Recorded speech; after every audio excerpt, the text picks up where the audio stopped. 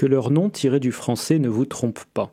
Les anecdotes, avec un K, sont des blagues typiques des pays de l'Est qui ont condamné certains de leurs auteurs à diverses peines de prison. Comme le dit d'ailleurs une anecdote sur le sujet, la différence entre une bonne anecdote et une mauvaise, ce sont 5 ans de camp.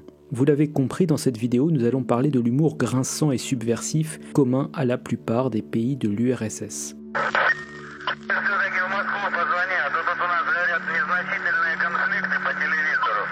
Le genre de l'anecdote préexiste à l'arrivée de l'Union soviétique. On trouve en Russie au XIXe siècle des anecdotes à propos du tsar par exemple. Les anecdotes prolifèrent à l'occasion de la révolution d'octobre 1917.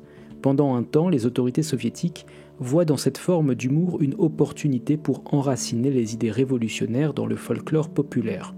L'utilisation d'anecdotes est ainsi vue par les révolutionnaires comme une extension logique du travail de propagande qui se fait déjà par des affiches et des journaux.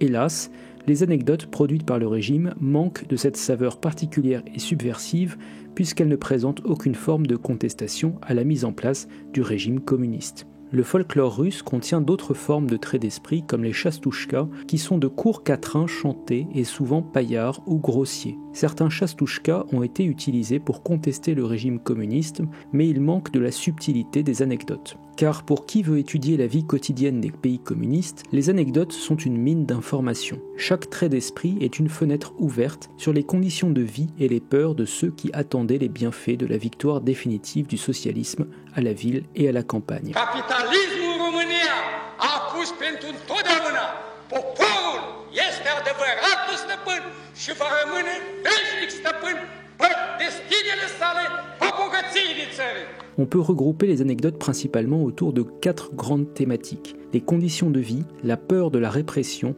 la critique des élites et des dirigeants, et enfin la critique du communisme lui-même.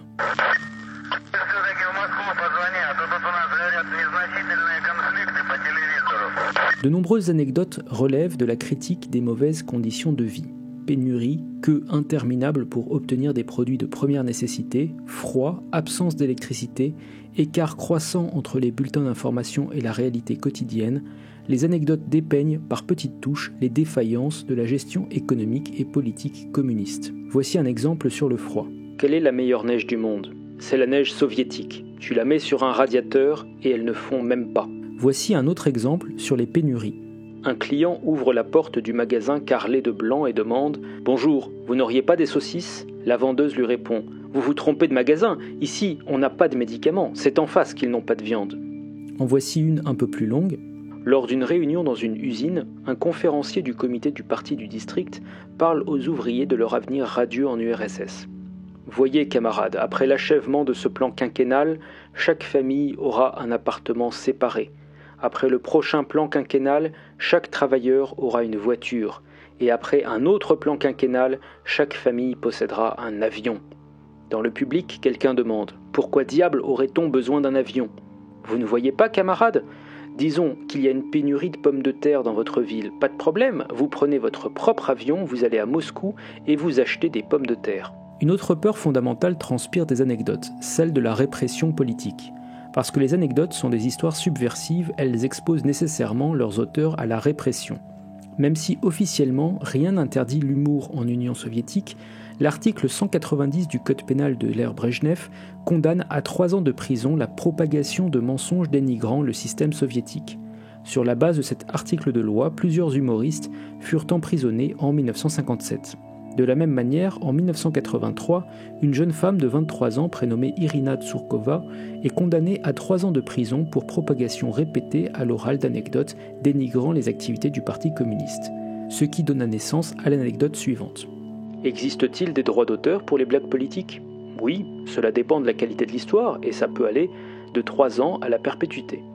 Certaines anecdotes vont apparaître les livres interdits et passés sous le manteau, la samizdat dans le vocabulaire russe. Par exemple, en pleine nuit, on fracasse la porte d'entrée d'une femme qui vit seule. La femme panique et se met à cacher quelques livres dans une trappe quand elle entend qui vient du salon. « Ne vous inquiétez pas, nous, on est juste des cambrioleurs !» De manière encore plus saisissante, on trouve trace dans les anecdotes des disparitions de voisins. Disparitions sur lesquelles il vaut mieux ne pas trop poser de questions et qui donnent lieu à ce type de discussion. « Bonjour, est-ce que je peux parler à monsieur Ivanov ? Il n'est pas ici. Est-ce qu'il est au travail ? Non. Est-ce qu'il est absent pour affaires ? Non plus. Il est en vacances ? Non. Est-ce qu'il est là où je pense qu'il est, alors ? C'est certain. La politique du Parti communiste n'est bien sûr pas épargnée par les anecdotes populaires. Voici un exemple où les parvenus du régime et le mode de vie sont simultanément critiqués. Ivanov a posé sa candidature au Parti communiste. Le comité du parti mène un entretien. « Camarade Ivanov, fumez-vous » Oui, un peu. « Savez-vous que le camarade Lénine ne fumait pas et conseillait aux autres communistes de ne pas fumer ? Si le camarade Lénine l'a dit, je cesserai de fumer. Vous buvez ? Oui, un peu. Le camarade Lénine a fermement condamné l'ivrognerie. Alors je cesserai de boire. Camarade Ivanov, et les femmes ? Un peu. Savez-vous que le camarade Lénine condamnait fermement les comportements amoureux ? Si le camarade Lénine condamne, je ne les aimerai plus. Camarade Ivanov, seriez-vous prêt à sacrifier votre vie pour le parti ? Bien sûr. Après, qui a besoin d'une telle vie ? Bien des anecdotes dénoncent les tortures commises par le régime et par son bras droit, le KGB. Voici une des histoires les plus populaires sur ce sujet. Un jour, Staline a reçu une délégation d'ouvriers de l'Oural.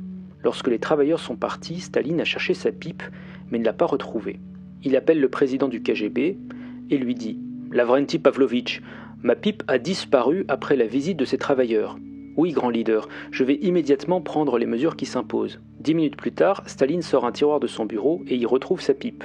Il craque une allumette, tire une bouffée de fumée et compose le numéro de téléphone du président du KGB. « Lavrenti Pavlovitch, ma pipe a été retrouvée. » « Quel dommage, dit le président du KGB. Ils ont tous déjà avoué. » Bien sûr, les dissidents s'engouffrent dans le folklore des anecdotes pour critiquer le communisme en tant que modèle économico-social. Pour illustrer cette démarche, on peut penser à 2 anecdotes aux accents bibliques. Voici la première.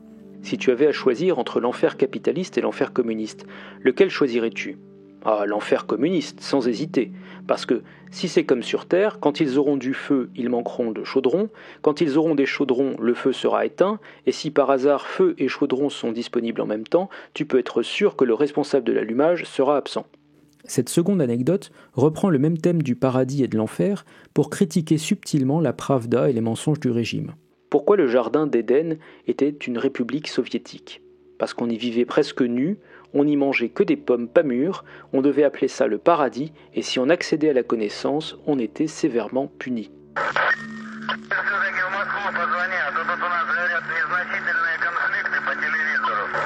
En conclusion, le rôle de l'humour dans l'Union soviétique est ambivalent. En un sens, l'humour agit pour le citoyen soviétique comme un défouloir occasionnel qui lui permet d'exprimer un ras-le-bol compréhensible vis-à-vis des dysfonctionnements du système. C'est également un outil efficace pour les dissidents du régime qui peuvent, par le biais du rire, mettre en lumière les limites et les incohérences de la parole officielle.